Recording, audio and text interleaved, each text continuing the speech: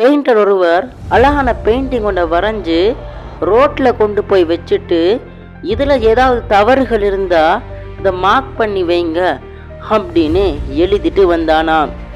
அவன் மாலை நேரத்தில் திரும்ப போய் பார்க்கும் போது பெயிண்டிங் முழுக்க சிவப்பு நிற கோடுகளால் கிறுக்கப்பட்டிருந்தது. அவன் அன்றைய தினத்திலிருந்து பெயிண்டிங் வரையாம வீட்டிலேயே அழுதுகிட்டு இருந்தானாம்.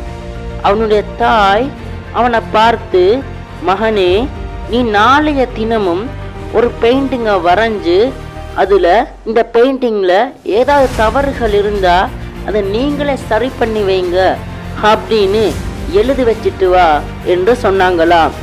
அவனும் அழகான பெயிண்டிங் ஒன்றை வரைஞ்சு அவனுடைய தாய் சொன்னதை அப்படியே எழுதி ரோட்டில் கொண்டு போய் வச்சுட்டு வந்தானாம்.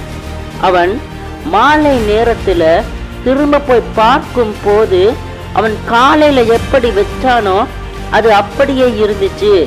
அவன் மகிழ்ச்சியோட வீட்டுக்கு வந்தான். அவனுடைய தாய், மகனே, நாங்கள் எப்பவும் நல்ல விடயங்களை செய்யும் போது ஒரு கூட்டம் எங்களை எப்பவுமே சொல்லிக்கிட்டே இருப்பாங்க. நாங்கள் அதையெல்லாம் கேட்டுட்டு எங்களோட மனசை உடைச்சிக்க கூடாது. நாங்கள் தொடர்ந்தும் எங்களோட வேலையை செஞ்சுக்கிட்டே இருக்கணும் அப்படின்னு விளங்கப்படுத்தினாங்களாம்.